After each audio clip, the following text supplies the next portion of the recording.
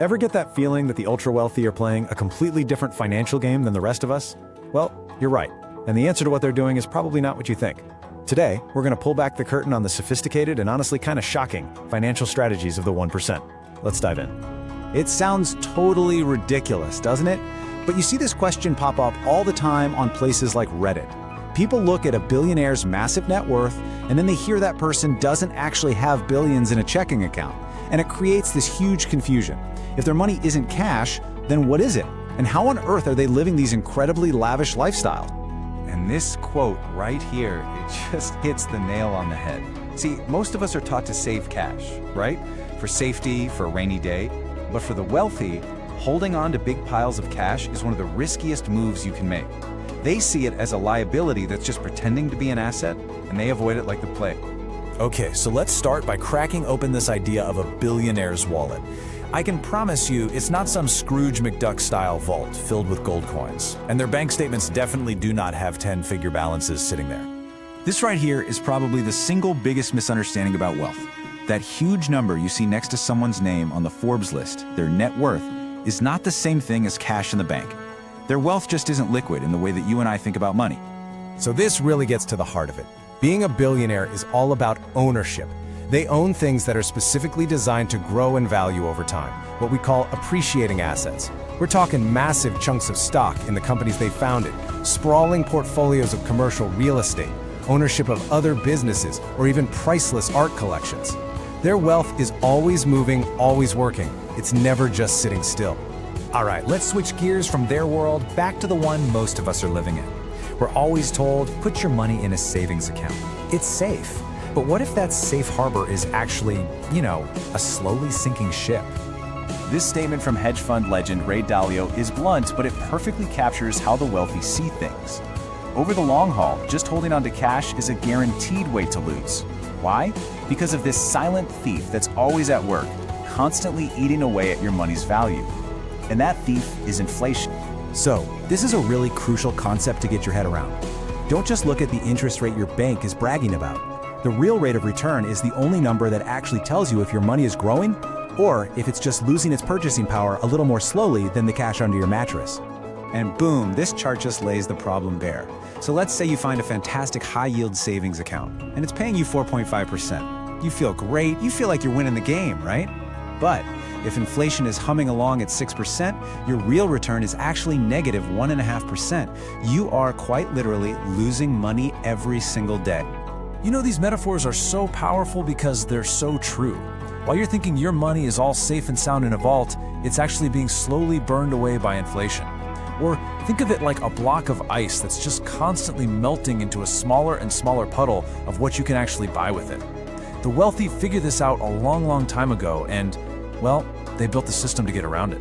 And this deep understanding of cash leads us right to the most powerful and, most controversial strategy in the entire playbook of the ultra-wealthy. This is how they fund their lifestyles, buy their private jets, and build their empires, all while often paying a lower effective tax rate than their own administrative assistants. Okay, so let's say you need a big chunk of cash. You've really only got two paths. Path one, you sell your assets. That means you give up ownership, you miss out on all the future growth of that asset, and ouch, you get slapped with a massive capital gains tax bill. Or you can do what the wealthy do. You can borrow against your assets. This way, you get to keep everything, your assets keep growing in the background, and the cash you get is a loan, which crucially is not considered income, so it's tax-free. So here's how the whole cycle works. First, you buy. You acquire assets that go up in value. Simple enough. Second, you borrow. Whenever you need cash to live on, you just take out a loan against those assets at a super low interest rate. And finally, the die part. This is the genius, kind of crazy part. Because of a tax rule called the step-up in basis, when you pass away, your kids inherit those assets at whatever their market value is on that day. It's like a giant reset button gets pushed, and all those decades of built-up capital gains, poof, they're legally wiped away, never to be taxed. And the specific financial tool that makes all this borrowing possible is usually called a Lombard loan, or a pledged asset line. It's basically just a super flexible line of credit where you use your investment portfolio as the collateral. And because that loan is secured by really high-quality assets like stocks, the bank gives you an incredibly low interest rate, which makes the whole strategy super efficient. And here it is. This is the real gut punch. Where do you think the banks get the money to hand out these super cheap loans to billionaires? They get it from us. They get it from the deposits of average savers. Your cash just sitting there in a savings account earning next to nothing is the actual raw material that fuels this entire system. Now, buy, borrow, die is absolutely a cornerstone of their strategy, but it's really just one tool in a much bigger, much more sophisticated financial toolkit that's all designed for one thing: preserving and growing wealth.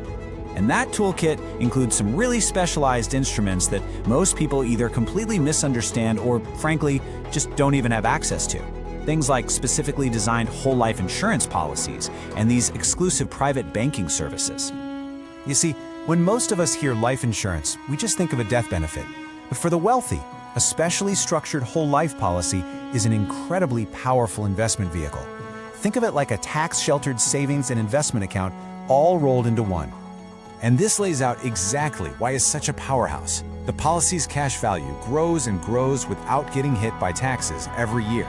They can take out tax-free loans against that cash value, just like with their stocks. And get this, some wealthy families have famously used these policies to create their own internal family bank, lending money between generations and keeping all that wealth completely inside the family. And finally, you've got private banking. Now, this is not your regular bank with a slightly nicer lobby and free coffee. This is a concierge-level, white-glove service for high-net-worth individuals.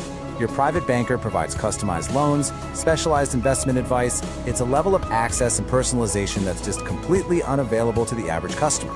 So when you put all of this together, the absolute terror of holding cash, the buy, borrow, die strategy, these specialized tools, it all points to this profound, fundamental difference in financial philosophy. And this slide just perfectly sums up the divide. The average saver is focused on hoarding cash, on having liquidity, because we're afraid of emergencies. But the wealthy, they focus on owning productive assets. Their security doesn't come from having a pile of cash, it comes from knowing they can access capital whenever they need it, simply by leveraging the things they already own. And that, right there, is the ultimate takeaway from all of this. Our currency system is designed for the money to slowly lose value over time. That's a feature, not a bug. So trying to store your long-term wealth in that currency just doesn't make sense. The real goal, the real game, is to trade that currency for assets, for businesses, real estate, stocks that are designed to appreciate. So I'll just leave you with this one question to really think about. Take a look at your own finances. Are your dollars actively employed, out there working to build more wealth for you around the clock? Or are they just sitting in a parking lot, slowly losing their power? The answer to that question could literally change everything.